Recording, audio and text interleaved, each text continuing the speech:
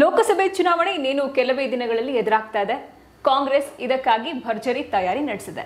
ಈ ಬಾರಿಯ ಲೋಕಸಭಾ ಚುನಾವಣೆಯಲ್ಲಿ ದೇಶದ ಒಟ್ಟು 543 ಲೋಕಸಭಾ ಕ್ಷೇತ್ರಗಳಲ್ಲಿ 255 ಕ್ಷೇತ್ರಗಳಲ್ಲಷ್ಟೇ ಮಾತ್ರ ಸ್ಪರ್ಧೆ ಮಾಡೋದಕ್ಕೆ ಕಾಂಗ್ರೆಸ್ ನಿರ್ಧಾರ ಮಾಡಿದೆ. ಕಳೆದ ಬಾರಿ 431 ಕ್ಷೇತ್ರಗಳಲ್ಲಿ ಸ್ಪರ್ಧೆ ಮಾಡಿದ ಕಾಂಗ್ರೆಸ್ ಕೇವಲ 52 ಸೀಟುಗಳನ್ನು ಮಾತ್ರ ಗಿಟ್ಟಿಸಿಕೊಂಡಿತ್ತು. ಮಿತ್ರ ಪಕ್ಷಗಳ ಜೊತೆಗೆ ಸೀಟು ಹಂಚಿಕೆಯ ಸಂಬಂಧ ನವದೆಹಲಿಯಲ್ಲಿ ನಿನ್ನೆ ಅಂದರೆ ಗುರುವಾರ ಕಾಂಗ್ರೆಸ್ನ ರಾಷ್ಟ್ರೀಯ ಅಧ್ಯಕ್ಷ ಮಲ್ಲಿಕಾರ್ಜುನ ಖರ್ಗೆ ಅವರ ನೇತೃತ್ವದಲ್ಲಿ ಸಭೆ ನಡೆದಿದೆ.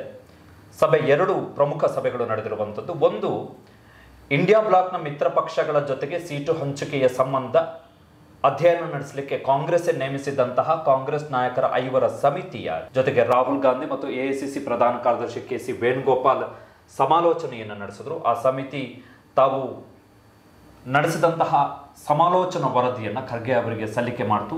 ಇದರ ಜೊತೆಗೆ ನಿನ್ನೆ ಖರ್ಗೆ ಅವರು ಎಲ್ಲ ರಾಜ್ಯಗಳ ಕಾಂಗ್ರೆಸ್ ಘಟಕದ ಅಧ್ಯಕ್ಷರು, ಎಐಸಿಸಿಯ ಪ್ರಧಾನ ಕಾರ್ಯದರ್ಶಿಗಳು, ಎಲ್ಲ ರಾಜ್ಯಗಳ ಕಾಂಗ್ರೆಸ್ ಉಸ್ತುವಾರಿಗಳು ಜೊತೆಗೆ ಎಲ್ಲ ರಾಜ್ಯಗಳ ಕಾಂಗ್ರೆಸ್ ಶಾಸಕಾಂಗ ಪಕ್ಷದ ನಾಯಕರ ಜೊತೆಗೂ ಕೂಡ ಸಮಾಲೋಚನೆಯನ್ನು ನಡೆಸಿದ್ರು. ಈ ಸಮಾಲೋಚನೆಯ ಸಂದರ್ಭದಲ್ಲಿ ಸೀಟು ಹಂಚಿಕೆಯ ಬಗ್ಗೆ ಪ್ರಮುಖವಾದಂತಹ ತೀರ್ಮಾನವನ್ನು ಕೈಗೊಳ್ಳಲಾಗಿದೆ. 2019 ಲೋಕಸಭಾ ಚುನಾವಣೆಯಲ್ಲಿ ಬಿಹಾರದಲ್ಲಿ ಆರ್ಜೆಡಿ ಜೊತೆ, ಮಹಾರಾಷ್ಟ್ರದಲ್ಲಿ ಎನ್ಸಿಪಿ, ಕರ್ನಾಟಕದಲ್ಲಿ ಜೆಡಿಎಸ್, ಜಾರ್ಖಂಡ್ನ ಜೆಎಂಎಂ ಹಾಗೆ ತಮಿಳುನಾಡಿನಲ್ಲಿ ಡಿಎಂಕೆ ಜೊತೆ ಮೈತ್ರಿ ಮಾಡಿಕೊಂಡಿತ್ತು ಕಾಂಗ್ರೆಸ್. 2019ರಲ್ಲಿ ಕಾಂಗ್ರೆಸ್ ಬಿಹಾರದಲ್ಲಿ ಕೇವಲ 9 ಕ್ಷೇತ್ರಗಳು, ಜಾರ್ಖಂಡ್ನಲ್ಲಿ ಕೇವಲ 7, ಕರ್ನಾಟಕದಲ್ಲಿ 21, ಮಹಾರಾಷ್ಟ್ರದಲ್ಲಿ 25, ತಮಿಳುನಾಡಿನಲ್ಲಿ 9, ಉತ್ತರ ಪ್ರದೇಶದಲ್ಲಿ 70 ಕ್ಷೇತ್ರಗಳಲ್ಲಿ ಸ್ಪರ್ಧೆ ಮಾಡಿತ್ತು. ಇನ್ನು ಮಹಾರಾಷ್ಟ್ರದ ವಿಚಾರಕ್ಕೆ ಬರೋದಾದ್ರೆ, ಮಹಾರಾಷ್ಟ್ರದಲ್ಲಿ ಈಗ ಶಿವಸೇನೆ ಜೊತೆ ಕಾಂಗ್ರೆಸ್ ಮೈತ್ರಿ ಮಾಡಿಕೊಂಡಿದೆ. ಹೀಗಾಗಿ ಉದ್ಧವ್ ಠಾಕ್ರೆ ಬಣಕ್ಕೆ ಸೀಟು ಬಿಟ್ಕೊಡ್ಬೇಕಾಗತ್ತೆ.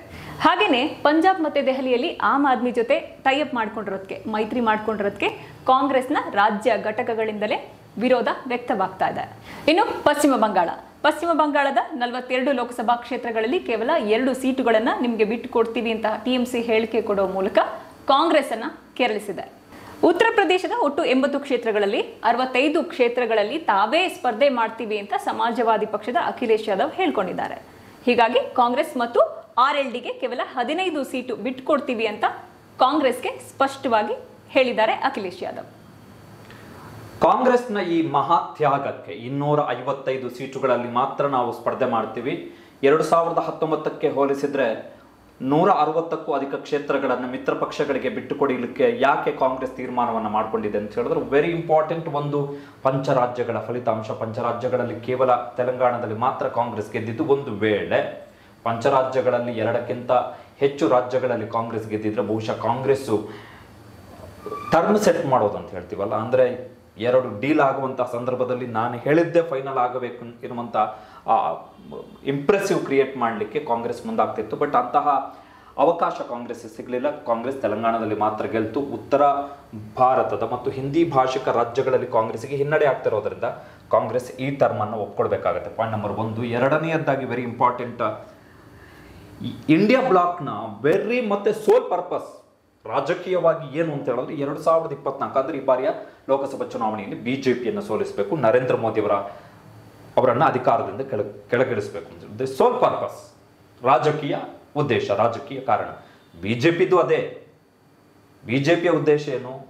ಕಾಂಗ್ರೆಸ್ ಸೇರಿದಂತೆ ಬಿಜೆಪಿ ವಿರೋಧಿ ಪಕ್ಷಗಳು ಅಧಿಕಾರಕ್ಕೆ ಬರಬಾರ್ದು ಅಂತೇಳಿ. ಕಾಂಗ್ರೆಸ್ ನೇತೃತ್ವದ ಇಂಡಿಯಾ ಬ್ಲಾಕ್ನ ಉದ್ದೇಶ ಏನು? ಬಿಜೆಪಿ ನೇತೃತ್ವದ ಎನ್ಡಿಎ ಅಧಿಕಾರಕ್ಕೆ ಬರಬಾರ್ದು ಎನ್ನುವಂಥದ್ದು. ಸೊ ಒಂದು ವೇಳೆ ಕಾಂಗ್ರೆಸ್ ನಾನು ಒಂದು ನ್ಯಾಷನಲ್ ಲೆವೆಲ್ ಪಾರ್ಟಿ, ನಾನು ದೊಡ್ಡ ವ್ಯಕ್ತಿ ಅಂತೇಳಿ ಹಠಕ್ಕೆ ಬಿದ್ದು ಕೂತರೆ ಇಂಡಿಯಾ ಬ್ಲಾಕ್ ಮೈತ್ರಿಕೂಟ ಯಾವ ಕಾರಣಕ್ಕೆ ಯಾವ ಉದ್ದೇಶಕ್ಕೆ ರಚನೆ ಆಯಿತು ಆ ಉದ್ದೇಶವೇ ವಿಫಲ ಆಗುತ್ತೆ, ಮುಗಿದೋಗ್ಬಿಡುತ್ತೆ. ಎಗೇನ್ ವೋಟ್ ಡಿವೈಡ್ ಆಗುತ್ತೆ. ಅದರ ಹೊಡೆತವನ್ನು ಮೈತ್ರಿಕೂಟ ತಿನ್ನಬೇಕಾಗತ್ತೆ. ಒಂದು ವೇಳೆ ಈಗಲೇ ಕಾಂಗ್ರೆಸ್ಸು ಇಂಥದ್ದೊಂದು ನಿರ್ಧಾರವನ್ನು ಕೈಗೊಳ್ಳದೇ ಹೋದರೆ, ಅಂದರೆ ನಾವು ಸೀಟುಗಳನ್ನು ಬಿಟ್ಟುಕೊಡ್ಲಿಕ್ಕೆ ರೆಡಿ ಇದ್ದೀವಿ ಎನ್ನುವಂಥ ಸಂದೇಶವನ್ನು ರವಾನೆ ಮಾಡದೆ ಹೋದರೆ ಇಂಡಿಯಾ ಬ್ಲಾಕ್ನಲ್ಲೂ ಕೂಡ ಕ್ರ್ಯಾಕ್ ಇನ್ನಷ್ಟು ದೊಡ್ಡದಾಗುತ್ತೆ. ಈಗ ನಿನ್ನೆ ಅಧೀರ್ ರಂಜನ್ ಚೌಧರಿ ಹೇಳಿದ್ರು, ಯಾರಿಗೆ ಬೇಕ್ರಿ 2 ಸೀಟು, ಮಮತಾ ಬ್ಯಾನರ್ಜಿ ಅವರು ಏನು ಭಿಕ್ಷೆ ಕೇಳ್ತಿದ್ದೀವ ನಾವು ಅನ್ನೋ ಲೆವೆಲಿಗೆ ಪಶ್ಚಿಮ ಬಂಗಾಳದಲ್ಲಿ ಮಾತಾಡಿದ್ರು ಅಧೀರ್ ರಂಜನ್ ಚೌಧರಿ, ಪಶ್ಚಿಮ ಬಂಗಾಳದ ಕಾಂಗ್ರೆಸ್ ಸಂಸದ. ಸೊ ಅಂಥದ್ದೊಂದು ಕ್ರ್ಯಾಕ್, ಭಿನ್ನಮತ ಇನ್ನಷ್ಟು ತೀವ್ರಗೊಳ್ಳುತ್ತೆ. ಇದು ಇರುವಂತಹ ಪ್ರಮುಖ ಅಂಶ.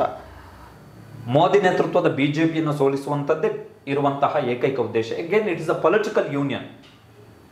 ರಾಜಕೀಯ ಒಕ್ಕೂಟದ ಉದ್ದೇಶ ಏನು? ರಾಜಕೀಯ ಅಧಿಕಾರವನ್ನ ಪಡೆಯುವಂಥದ್ದು. ಸೊ ಈಗ ಜಗಳ ಆಡ್ಕೊಂಡು, ಈಗ ಕಿತ್ತಾಡ್ಕೊಂಡು, ಇಲ್ಲ ನಮಗೆ 10 ಸೀಟ್ ಬೇಕು, ನಮಗೆ ಅಲ್ಲಿ ಬೇಕು, ಇಷ್ಟು ಬೇಕು ಅಂತೇಳಿ ಜಗಳ ಆಡ್ಕೊಂಡು ಕೂತ್ಕೊಂಡು ಎಲೆಕ್ಷನ್ ಬಳಿಕ ಆತ್ಮಾವಲೋಕನ ಯಾಕೆ ಸೋತ್ವಿ ಅಂತ ಯಾರು ಅದರ ಅವಶ್ಯಕತೆನೇ ಬೀಳಲ್ಲ ಅವಾಗ ಆತ್ಮಾವಲೋಕನ ಮಾಡುವಂಥದ್ದು. ಸೊ ಇವಾಗಲೇ ಏನೆಲ್ಲ ಹೊಂದಾಣಿಕೆಗಳನ್ನು ಮಾಡಿಕೊಳ್ಳಲಿಕ್ಕೆ ಏನೆಲ್ಲ ಅಗತ್ಯ ವ್ಯವಸ್ಥೆಯನ್ನು ಮಾಡ್ಕೋಬೇಕು ಅಂದರೆ ನಾವು ಬಿಟ್ಕೊಡುವಂಥದ್ದು ಅಥವಾ ಅವರ ಹತ್ರ ಸಮಾಲೋಚನೆಯನ್ನು ಮಾಡುವಂಥದ್ದು, ಸಮಾಧಾನ ಮಾಡುವಂಥದ್ದು, ಈ ಪ್ರಕ್ರಿಯೆಯನ್ನು ಮಾಡಬೇಕಾಗುತ್ತೆ. ಆ ನಿಟ್ಟಿನಲ್ಲಿ ಕಾಂಗ್ರೆಸ್ನ ಈ ನಿರ್ಧಾರ ಇದೆಯಲ್ಲ, ಇಟ್ಸ್ ದ ಬಿಗ್ಗೆಸ್ಟ್ ಲೆಕ್ಕಾಚಾರ. ಲತಾ ಹೇಳದ ಹಾಗೆ 431 ಕ್ಷೇತ್ರಗಳಲ್ಲಿ ಕಳೆದ ಬಾರಿ ಕಾಂಗ್ರೆಸ್ ಕಂಟೆಸ್ಟ್ ಮಾಡಿದ್ದು, ಗೆದ್ದಿದ್ದ 52 ಕ್ಷೇತ್ರ. ಬಿಹಾರ, ಉತ್ತರ ಪ್ರದೇಶದಲ್ಲಿ ಎಲೆಕ್ಷನ್ ಆದಂತಹ ಸಂದರ್ಭದಲ್ಲಿ, ಬಿಹಾರದಲ್ಲೂ ಕೂಡ ಎಲೆಕ್ಷನ್ ಆದಂಥ ಸಂದರ್ಭದಲ್ಲಿ ಕಾಂಗ್ರೆಸ್ಗೆ ಕೇಳಲಾದಂಥ ಅತ್ಯಂತ ದೊಡ್ಡ ಪ್ರಶ್ನೆ ಅಂತ, ಬೇಕು ಅಂತೇಳಿ ಸೀಟ್ ಎಸ್ಕೋತೀರಿ, ಎಷ್ಟು ಸೀಟಲ್ಲಿ ಗೆಲ್ತೀರಿ, ನಿಮ್ಗೆ ಕೊಡೋದೇ ವೇಸ್ಟು ಅಂತೇಳಿ. ಸೊ ಈ ಬಾರಿ ಕಾಂಗ್ರೆಸ್ಸು ಆ ನೆರೆಟಿವ್ನ ಬದಲಾಗಿ ನಾವು ಬಿಟ್ಕೊಡ್ಲಿಕ್ಕೆ ರೆಡಿ ಇದ್ದೀವಿ, ಹೊಂದಾಣಿಕೆ ಮಾಡಿಕೊಂಡು ಎಲೆಕ್ಷನ್ ಗೆಲ್ಲೋಣ. ಖರ್ಗೆ ಅವರು ಹೇಳೋದ್ರಲ್ಲ, ಗೆಲ್ಲುವುದಷ್ಟೇ ಈಗಿರುವಂತಹ ಗುರಿ, ಪ್ರಧಾನಿ ಯಾರು ಎನ್ನುವಂಥದ್ದು ಆಮೇಲೆ ಎನ್ನುವಂಥದ್ದು. ಸೊ ಹೀಗಾಗಿ ಕಾಂಗ್ರೆಸ್ ಇಂಥದ್ದೊಂದು ಮಹಾತ್ಯಾಗಕ್ಕೆ 255 ನಿಯರ್ಲಿ ಆಫ್ ಲೋಕಸಭಾ ಕ್ಷೇತ್ರ ಬಿಟ್ಕೊಡ್ಲಿಕ್ಕೆ ರೆಡಿಯಾಗಿದೆ.